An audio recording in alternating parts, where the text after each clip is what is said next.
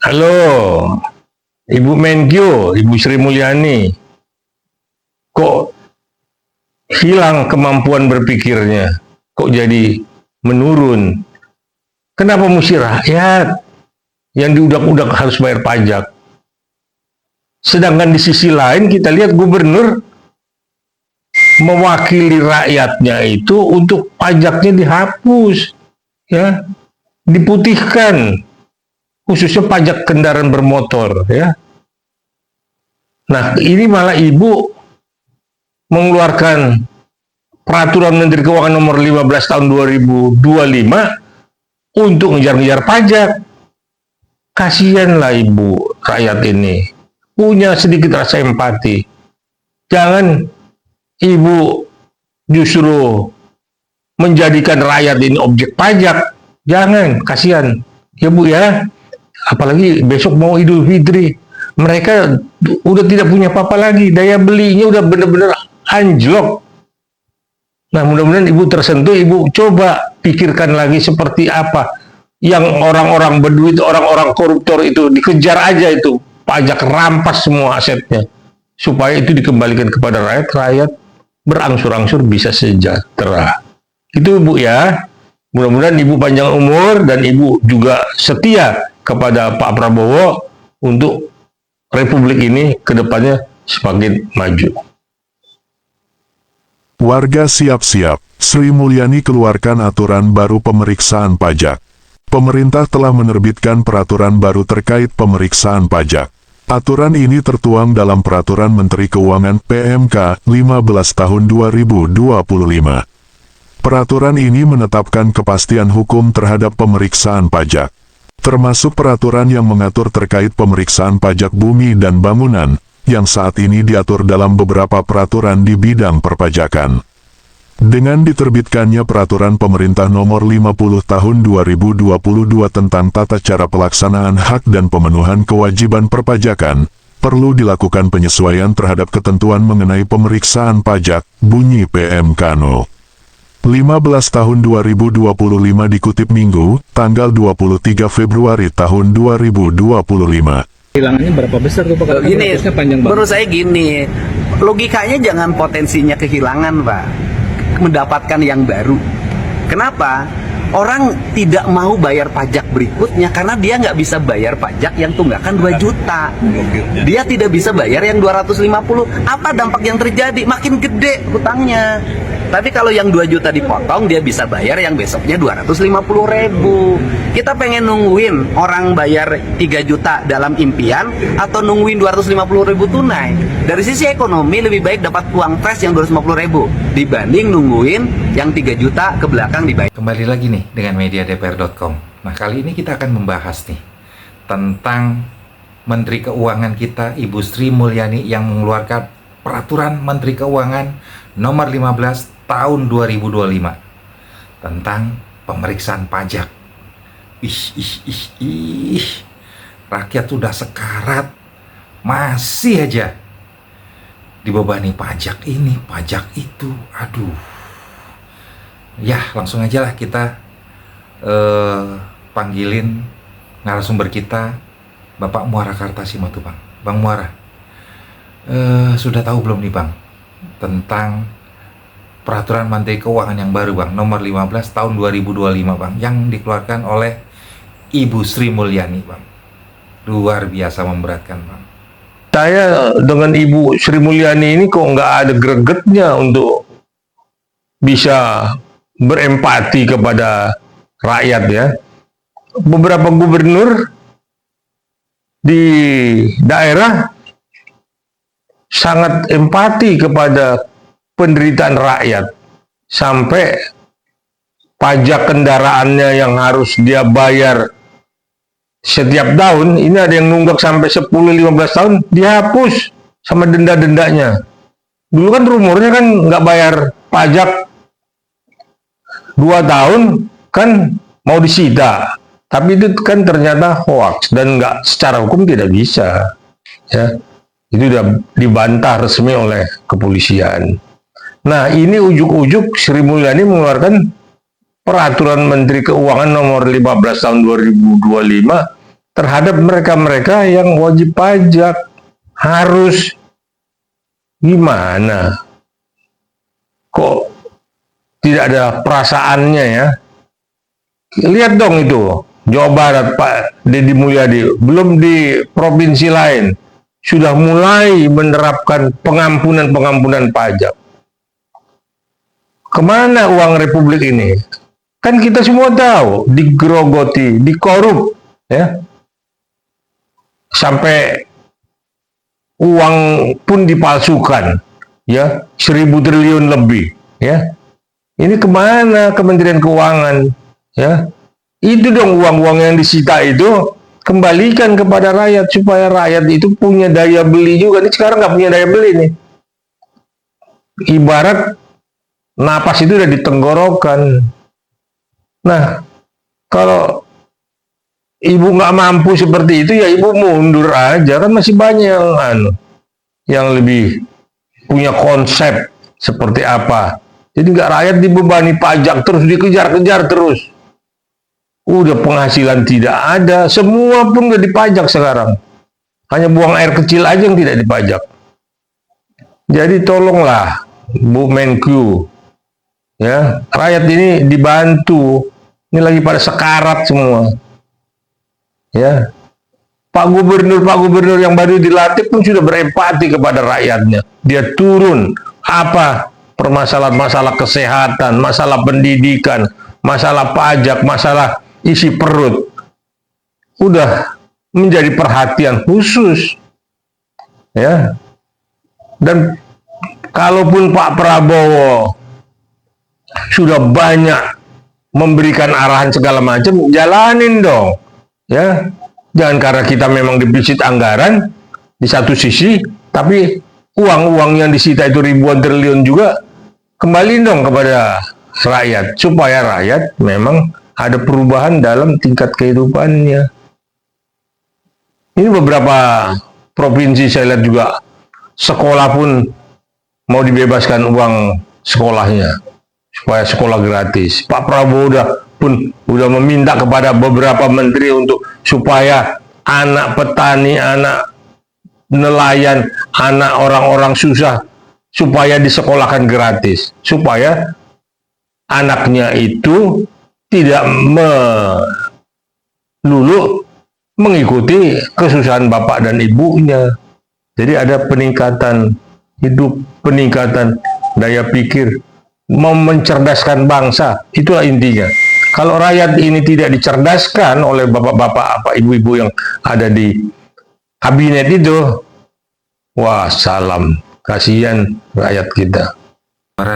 Kita nih tim media selalu melakukan investigasi ke lapangan, Bang. Melihat secara langsung kondisi masyarakat Indonesia, Bang. Terutama di kota-kota besar, Bang, gitu ya. Sangat miris gitu ya. Sangat terpuruk, Bang, ekonominya, Bang, gitu. Karena minimnya lapangan pekerjaan. Malah boleh dibilang sulit, Bang. Sulit sekali untuk mendapatkan pekerjaan pada masa-masa sekarang. Kok Ibu Sri Mulyani gitu ya, seorang Menteri Keuangan gitu loh, dengan kondisi perekonomian yang sedang terpuruk ini, Bang, gitu ya, masih gitu berusaha menarik pajak dari rakyatnya, Bang, gitu ya. Padahal gitu ya, harusnya sebagai seorang menteri itu dia mempunyai rasa empati, mempunyai ide-ide cemerlang gitu loh, untuk mendapatkan sumber-sumber devisa atau sumber-sumber keuangan baru gitu untuk bangsa dan negara Indonesia ini gitu loh, Bang. Bingung kita, Bang, dengan kelakuannya Ibu Sri Mulyani yang dulu wah boleh dibilang inovatif, solutif gitu. Kok sekarang jadi kayak begini gitu loh, Bang. Bingung kita. Malah kalau kita bandingkan gitu, Bang, ya, dengan Deddy Mulyadi gitu ya. Wah, baru, Bang, beberapa hari gitu ya menjabat sebagai Gubernur Jawa Barat gitu loh. tapi gebrakannya sudah luar biasa, Bang. Pro rakyat gitu ya. Dia berusaha memahami gitu ya, apa yang dirasakan oleh masyarakatnya gitu loh, terhadap perekonomian yang sedang lesu dan terpuruk ini gitu loh, Bang. Seperti pemutihan pajak, Bang. Mau itu 10 tahun, 20 tahun diputihkan, Bang. Gitu ya. Terus juga untuk menarik investasi masuk ke Jawa Barat, Bang. Mereka bekerja sama gitu loh dengan TNI dan Polri untuk menumpas pungli, Bang, yang membuat para pengusaha tidak mau menanamkan investasinya di tanah air, Bang. Itu loh, Bang, pemimpin yang solutif gitu loh. Bukan apalagi nih yang mau dibebankan, apalagi nih yang mau dipajakin terhadap rakyatnya gitu loh, Bang. Tapi kalau Kang Deddy Mulyadi pemutihan, Bang, gitu ya. Tapi kan dengan ada yang pemutihan itu, Bang, negara mendapatkan sumber pendanaan baru, Bang, gitu loh.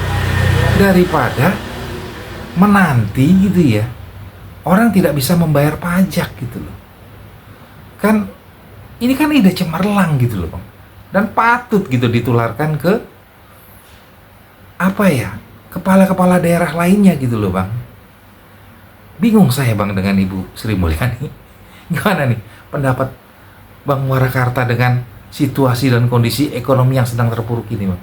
Iya, itulah tadi di awal yang saya sampaikan, kok tidak ada rasa empatinya, kok tidak tersentuh hatinya melihat penderitaan rakyat yang sudah sedemikian rupa. Kok malah mau dibebani pajak lagi, mau dikejar-kejar lagi. Nah, di satu sisi kan kita lihat uang ribuan triliun kok yang disita. Dan sumber daya lain kan masih ada. Ya. Kenapa mesti rakyat yang dikejar-kejar, rakyat kecil lagi, ya? UMKM juga pun dikejar-kejar supaya bayar pajak. Pak Presiden tempo hari sudah menghapuskan hutang-hutang UMKM. Sebenarnya itu diikutin lah. Nah, Gubernur Jawa Barat, gubernur di provinsi lain kan sudah mulai melihat bagaimana menderitanya rakyat itu, ya. Jangankan untuk menyekolahkan anak atau beli baju, untuk makan aja udah memang sangat sulit. Nah, inilah kita negara kaya tapi rakyatnya miskin, hanya beberapa gelintir orang yang memang menikmati rupiah di Republik ini. Ya, itu makanya para koruptor itu sebenarnya mesti dikejar. Makanya Senayan ini kok pada tidur? Ada apa? Ya, apakah sudah kebanyakan honor, kebanyakan amplop, sehingga tidak lagi mewakili konstituennya untuk bicara masalah kesulitan? Jangan dong, ya. Anda kan dipercaya untuk wakil rakyat. Penderitaan rakyat itu mesti dibahas apa. Nah, salah satunya itu kan perampasan aset para koruptor. Kalau perlu ditambah lagi undang-undang terbalik mengenai pembuktian terbalik.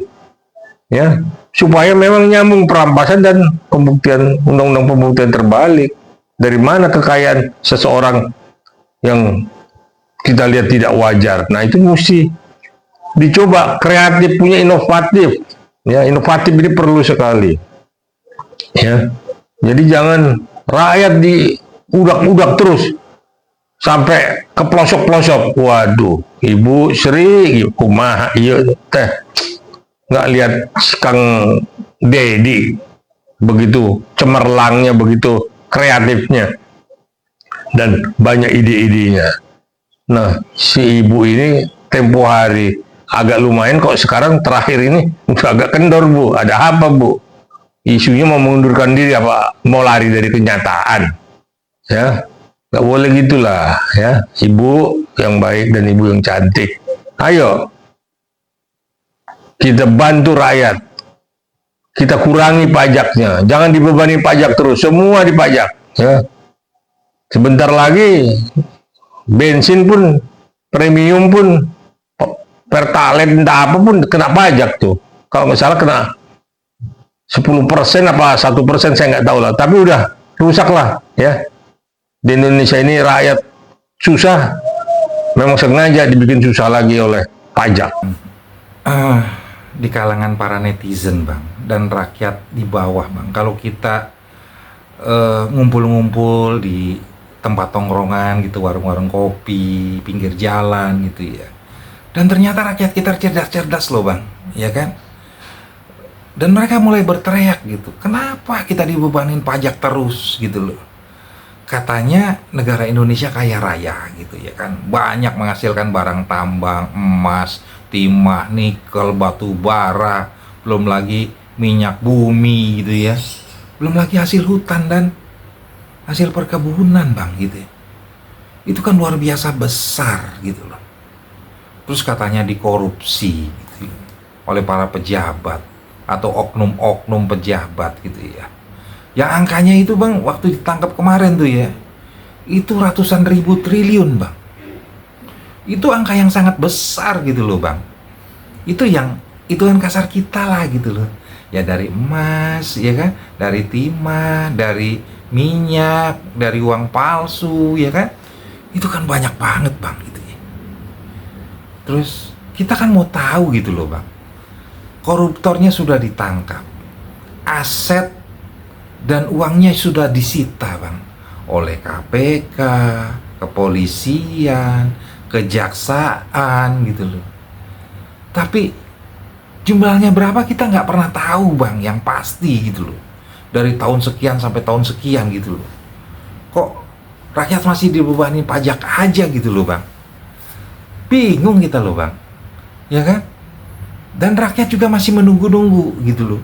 Halo Ibu Sri Mulyani gitu ya, sebagai Menteri Keuangan Negara Republik Indonesia, kapan nih, ya kan, mengumumkan gitu loh kepada seluruh rakyat Indonesia gitu, jumlah pastinya aset dan uang yang disita dari para koruptor itu jumlahnya berapa, dan rakyat wajib tahu dan wajib tanya kepada ibu. Nah, gimana tuh bu? Kapan nih ibu akan mengumumkan itu? Kita sebagai rakyat Indonesia mau tahu bu, gitu loh. Jumlahnya ada berapa? Yang kedua, gitu ya, kalau sudah ada jumlahnya, itu dialokasikan kemana? Masuknya pos apa gitu? Ya, kok kita cuma dapat mendengar saja gitu loh. Ratusan ribu triliun hasil tangkapan dari para koruptor. Tapi kok susah banget loh bu hidup kita gitu loh. Ya, kemana gitu uang itu gitu loh. Pakai aja uang itu dulu gitu loh. Ya, untuk membangun negeri ini bu gitu loh. Jangan pajak lagi, pajak lagi, pajak lagi gitu loh. Mati bu kita rakyat Indonesia bu, kalau begini terus. Ya bu, kita bertanya-tanya loh bu, gitu loh. Ya, segera dong bu jawab gitu loh. Jangan bertahun-tahun diem aja gitu loh.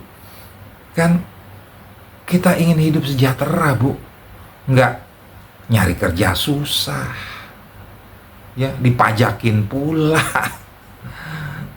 Ya, gimana nih tanggapan Bang Muarakarta nih terhadap statement-statement yang apa namanya ada di warung kopi ini, Bang? Ya, itulah ya hasil tangkapan Kejaksaan Agung, KPK, kepolisian. Iya, memang kalau kita bilang memang udah hampir 100 ribu triliun kali. Kemana uang itu? Nah, tadi media nanya ditaruh di pos mana. Nah, inilah yang memang kita nggak pernah tahu rakyat ini. Yang tahu itu Senayan. Tapi kan Senayan tidak pernah bawa ini menjadi diplenokan atau jadi pansus. Ya. Semua silent, operasi gelap. Tapi rakyat yang susah. Rakyat yang menerima beban itu semua. Kalau yang di atas mah nggak ada urusan, dia udah tilep uang negara ini, ya udah mau dipenjara 2 tahun 3 tahun kan keluar dari situ kan udah punya tabungan di luar negeri. Nah, saya pikir mudah-mudahan mereka sadar ya mengenai kesusahan rakyat ini. Jangan sampai Pak Prabowo marah.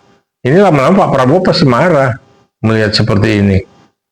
Sudah dikasih kelonggaran, dikasih kebijakan kepada pembantu-pembantunya untuk bisa bekerja untuk rakyat. Ya, bagaimana menyelamatkan rakyat, bagaimana Pak Prabowo sampai bilang dia mewakafkan dirinya untuk republik ini. Menteri-menteri ada, para menteri pembantunya itu ada yang ngomong begitu. Saya juga akan mewakafkan diri saya untuk kepentingan rakyat. Enggak ada, cuman Pak Presiden doang.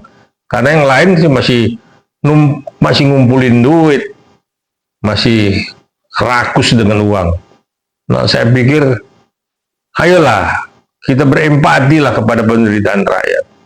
Jangan sampai nanti rakyat ini marah, kacau ini semua. Ya.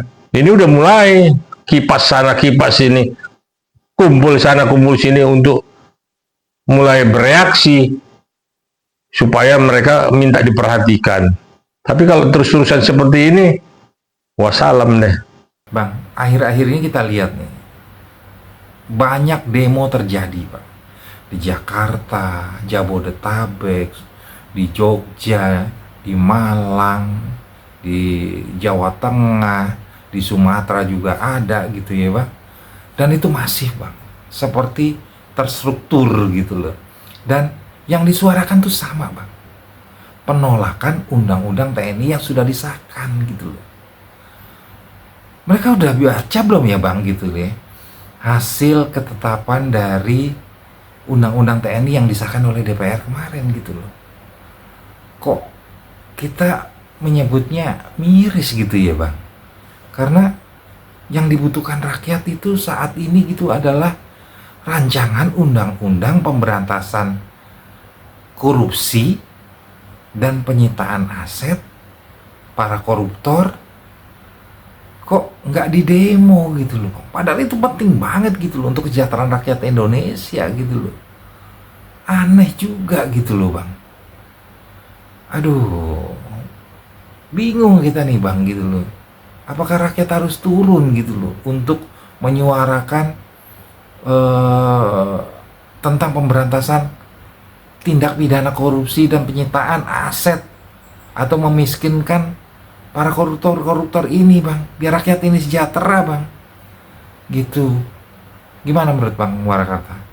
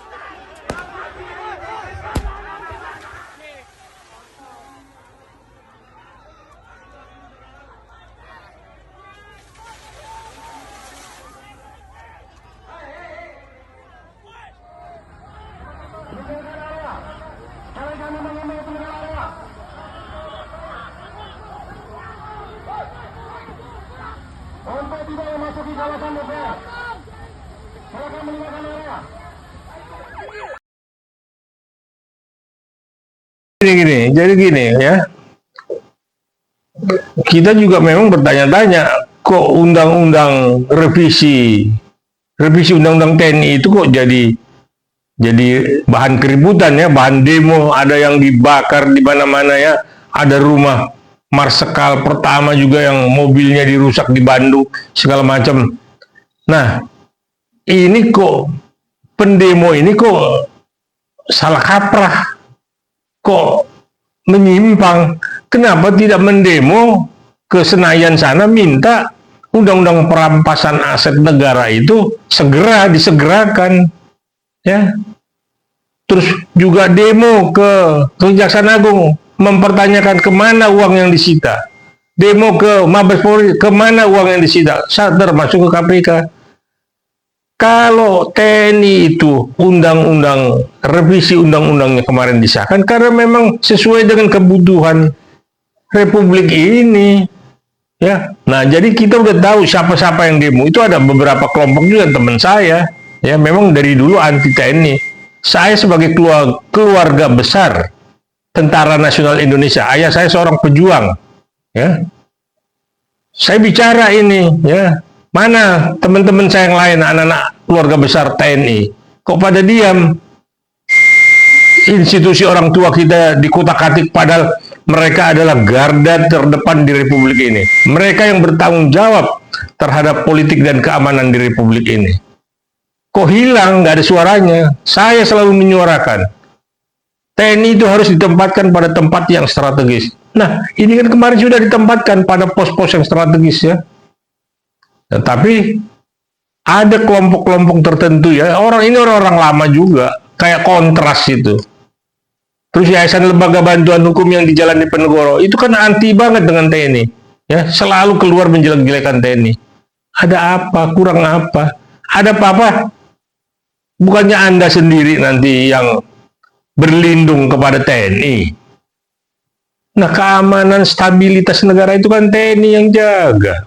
TNI yang benar-benar menyusun kekuatan itu supaya negara asing tidak merongrong kita tidak diganggu.